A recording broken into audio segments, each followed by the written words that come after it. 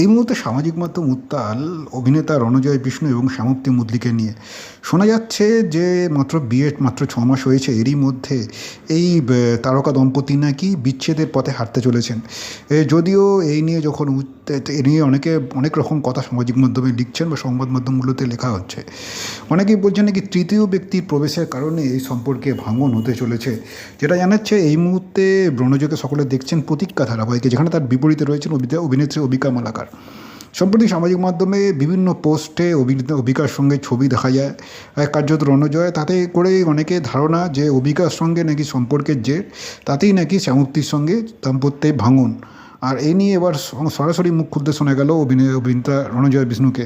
তিনি স্পষ্টতই একটি সংবাদ মাধ্যমে জানিয়েছেন যে কেন এমন অর্পটকা কথা লেখা হলো তা আমি কিছুতেই বলতে পারবো না।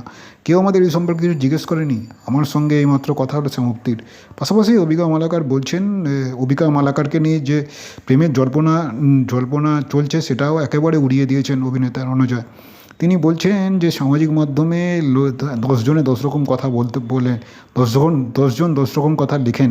কার্যত একটা রোম্যান্টিক সিরিয়াল, সেখানে নায়ক নায়িকাকে সম্পর্ক নিয়ে প্রত্যেকের একটা উচ্ছ্বাস থাকে, ফ্যান্টাসি থাকতেই পারে, কিন্তু তা বলে লোকে সেটা নিয়ে নিজের একটা স্পেকুলেশন করে লিখতে শুরু করে দিল, এটা কখনোই ঠিক না।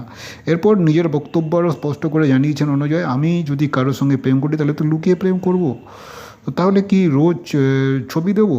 আমার কি বুদ্ধি হাঁটুর নিচে? আমি কি ওপেনলি প্রেম করব? এটা অথরিটি আছে?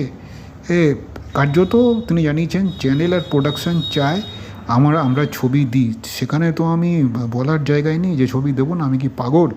আমি তো সুস্থ একটা লোক। তাঁর দাবি, সহ অভিনেতার সঙ্গে পেশাগত সম্পর্কে অনেক সময় অকারণেই প্রেমের সম্পর্ক বলে দাগিয়ে দেওয়া হয়। বাস্তবে বিষয়টি সবসময় তেমন হয় না বলেই তার মত।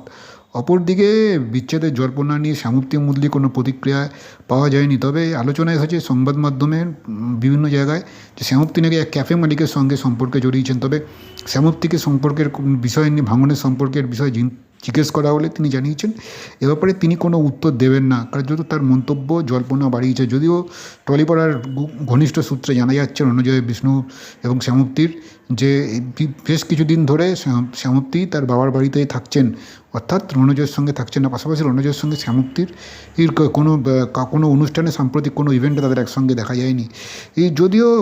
যদিও রণজয় কিন্তু স্পষ্টই এই বিষয়ে তার অবস্থান স্পষ্ট করেছেন। তিনি স্পষ্ট জানিয়ে দিয়েছেন সমাজ মাধ্যমের পোস্ট বা ছবি থেকে কোনো সম্পর্কের ভবিষ্যৎ বিচার করা উচিত নয়। তার মতে ব্যক্তিগত জীবনে সব কিছু প্রকাশ্যে আসে না এবং গুজবকে সত্যি বলে ধরেও নেওয়া ঠিক না।